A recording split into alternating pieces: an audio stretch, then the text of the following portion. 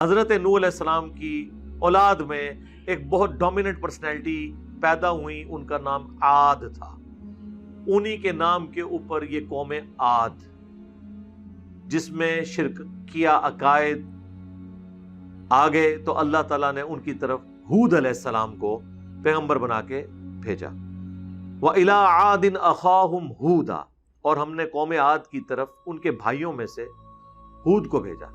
بھائیوں سے مراد انہی کی اسی قبیلے میں سے، اسی سپیشی میں سے، تاکہ وہ کوئی ان کو اس طرح ایکسیپٹ نہ کریں کہ یہ کوئی باہر کا آدمی ہے، ورنہ تو ایکسیپٹیبلٹی نہیں ہوگی۔ قال یا قوم اعبدوا اللہ، انہوں نے بھی وہی بات کی نوح علیہ السلام والی، اے میری قوم عبادت کرو اللہ کی، ما لکم من الہ غیرہ، تمہارا کوئی معبود نہیں ہے سوائے اس اکیلے اللہ کے، افلا تتقون، کیا تم ڈرتے نہیں ہو؟ قال الملأ الذین کفروا، پھر آگے جی سردار کھڑے ہو گئے اس قوم کے کفر کرتے ہوئے، من قومہ، ان کی قوم میں سے، انا لنراک فی صفاہۃ وانا لنظنک من الکاذبین، وہ کہنے لگے کہ اے ہود، ہمیں تو لگتا ہے تم بہت نادان ہو، بے وقوف ہو، اور ہمیں تو یہی گمان ہے کہ تم جھوٹے ہو، یا تو تمہیں سمجھ نہیں کسی بات کی، یا تم یہ نعوذ باللہ مکاری کر رہے ہو، تم جھوٹے ہو۔ قال یا قومی لیس بی صفاہۃ، وہ کہنے لگے اے میری قوم، میں کوئی بے وقوف نہیں ہوں۔ اچھا دیکھیں پیغمبر جواب کیا دے رہے ہیں، فتویٰ لگانے کی بجائے کلیریفائی کر رہے ہیں۔ آج آپ کسی عالم سے سیدھا بھی سوال کریں نا، 14 ٹیکے لگوانے پڑ جاتے ہیں۔ کتنے الٹے طریقے سے سوال کر رہے ہیں پیغمبروں سے، اور وہ آگے کلیریفائی کر رہے ہیں کہ بھئی آپ نے ہمیں بیوقوف کہا، ہم بیوقوف نہیں ہیں بھئی۔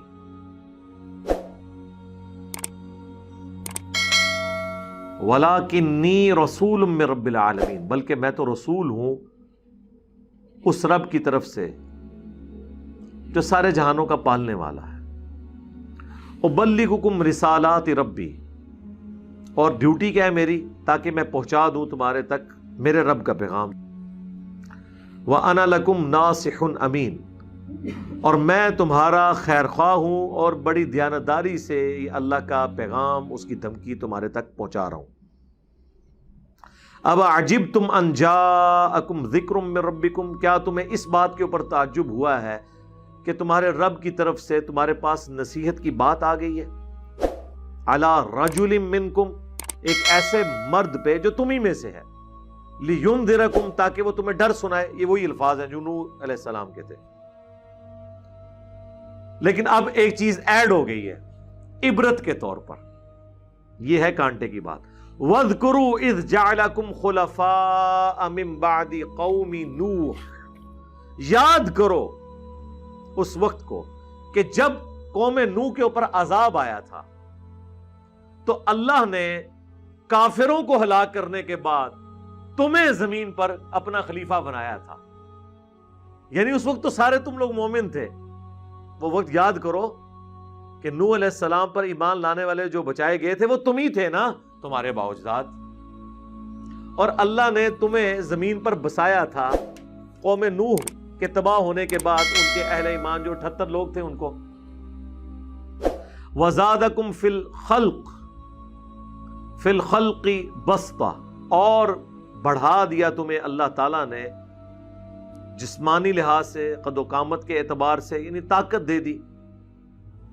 فَاذْكُرُوا آلَاءَ اللَّهِ لَعَلَّكُمْ تُفْلِحُونَ، تو یاد کرو اس اللہ کو، اس کی نعمتوں کو، تاکہ تم کامیاب ہو سکو۔ یہ تھوڑی نعمت تھی کہ تمہارے آباء و اجداد ایمان کی وجہ سے بچائے گئے، آج تم ان کی نسلیں کفر اختیار کر رہے ہو، تو اللہ تعالیٰ کی اس نعمت کو یاد کرو۔ قالوا اجئتنا لنعبد اللہ وحدہ، تو کہنے لگے کیا تم ہمارے پاس اس لیے آئے ہو کہ ہم اکیلے اللہ کی عبادت کریں؟ وَنَذَرَ مَا كَانَ يَعْبُدُ آبَاؤُنَا، اور ہم چھوڑ دیں ان ہستیوں کو جن کی عبادت پہ ہم نے اپنے آباء و اجداد کو پایا ہے۔ یعنی ہم اپنے بزرگ بابوں کو چھوڑ دیں، یعنی ہم یہ کہنا شروع کر دیں کہ باب شاہی کوئی نہیں. فَأْتِنَا بِمَا تَعِدُنَا إِن كُنتَ مِنَ الصَّادِقِينَ، اگر تو سچا ہے نا تو لے آ وہ عذاب جو تو ہمیں وعدہ دیتا ہے، اگر تو سچا ہے تو. اب ظاہر ہے کہ عذاب لانا تو پیغمبر کے اختیار میں نہیں ہوتا، پیغمبر تو صرف دعوت دیتا ہے، اللہ ڈیسائیڈ کرتا ہے کہ اس قوم کا ٹائم کب پورا ہوگا، وہ پیغمبر کو بھی نہیں بتایا جاتا. ورنہ تو ظاہر ہے پیغمبر کے لیے وقت گزارنا مشکل ہو جائے. مجھے بتائیں نوح علیہ السلام کو اگر اللہ تعالیٰ بتاتا کہ 950 سال کے بعد یہ سب کچھ ہونا ہے، وہ 950 سال تو ان کے لیے 9,500 سال بن جانے تھے، کیونکہ انتظار کا تو ایک ایک لمحہ کتنا مشکل ہوتا ہے. ہمیں کوئی بتاتا کہ جی آپ کی یہ دعوت کو جو عروج ہے 2021-22 میں جا کے ہوگا، 2008 میں جب کام شروع کیا تھا تو یہ 14 سال جو ہے یہ 1400 سال کے برابر ہوتے ہیں ہمارے لیے. انسان فوراً رزلٹ اورینٹیڈ ہوتا ہے نا. ابھی تو انشاءاللہ بہت منازل باقی ہیں انشاءاللہ تعالی. تو اس لیے اللہ تعالیٰ اس کا فیصلہ جو کرتا ہے وہ پیغمبروں کو یا دین کا کام کرنے والوں کو نہیں بتاتا. صحابہ کو نہیں پتا تھا کہ یہ دین کا غلبہ حضور کی زندگی میں ہونا ہے یا بعد میں ہونا ہے. اسی لیے تو حضرت عمر نے تلوار اٹھا لی تھی حضور کی وفات کے اوپر، کیونکہ وہ سمجھتے تھے کہ ابھی رومن اور پرشین امپائر گری نہیں ہے اور اللہ کے نبی کا وعدہ ہے. قرآن میں اللہ نے وعدہ کیا ہے هو الذی ارسل رسولہ بالہدی ودین الحق لیظہرہ علی الدین کلہ. تو انہوں نے یہی اجتہاد کیا، جس طرح موسیٰ علیہ السلام 40 دن کے لیے کوہ طور پہ گئے تھے پھر واپس آ گئے تھے، تو نبی علیہ السلام بھی واپس آ جائیں گے. اور یہ تو ان کو بالکل نہیں پتا تھا کہ میں بھی خلیفہ بنایا جاؤں گا اور میرے دور خلافت کے اندر یہ سب کچھ ہوگا، جب تک ہو نہیں گیا. بہرحال اللہ کی حکمت ہے اس کے اندر، ورنہ انسان کے لیے زندگی گزارنی مشکل ہو جائے. اب حضرت ہود علیہ السلام نے میٹھی میٹھی دعوت کے بعد بڑے سخت لفظ استعمال کیے. قال، فرمایا اللہ کہ اس پیغمبر نے، قد وقع علیکم من ربکم رجس وغضب، بے شک تمہارے اوپر تمہارے رب کی طرف سے گندگی اور غضب ہو چکا ہے. یعنی یہ تمہارے دماغ کی گندگی ہے اور تم پر اللہ کا غضب ہے کہ تم وقت کے پیغمبر کی دعوت کو قبول نہیں کر رہے، جبکہ ایک پریسیڈنٹ سیٹ ہے. تمہیں پتہ ہے کہ پہلے عذاب ہوا تھا کافروں کو. اتجادلوننی فی اسماء سمیتموہا، کیا تم ان ناموں کی بنیاد پہ جھگڑ رہے ہو جو رکھ لیے ہیں تم نے وآباؤکم، اور تمہارے آباء و اجداد نے. ان ناموں کے اوپر لڑ رہے ہو. جس طرح آج ہم لوگوں کے قرآن میں یہ لکھا ہے، حدیث میں لکھا ہے، وہ سیدھا کہتے ہیں جی آپ داتا صاحب کو نہیں مانتے، ہاں آپ غریب نواز کے منکر ہیں، آپ غوث پاک کو نہیں مانتے. تو ان کے آگے بھی یہی آیت پڑھا کریں آپ، جسے فٹ اسے گفٹ. کیا تم ان ناموں کے ساتھ ہمارے ساتھ جھگڑا کر رہے ہو جو تم نے اور تمہارے آباء و اجداد نے رکھ لی ہیں؟ ما نزل اللہ بہا من سلطان، اللہ نے ان کی کوئی سند نازل نہیں کی. اچھا ان بزرگوں کے بھی کوئی اللہ نے سند نازل کی ہے؟ پڑھتے ہیں قرآن سے، الا ان اولیاء اللہ لا خوف علیہم ولا هم یحزنون، نام ان کے لینے شروع کر دیتے ہیں. اور یہ تو قرآن کے بعد آئے ہیں. قرآن کے زمانے کے اولیاء تو صحابہ اور اہل بیت ہیں. نہیں جی وہ سلسلہ قیامت تک جاری ہے. قیامت تک جاری ہے تو پھر آپ کا فرقہ کون سا ہے؟ جی میں بریلوی ہوں. تو پھر یہ اشرف تھانوی صاحب بھی وہ ولی اللہ ہی ہے نا؟ اور نہیں جی نہیں مریض الامت ہے.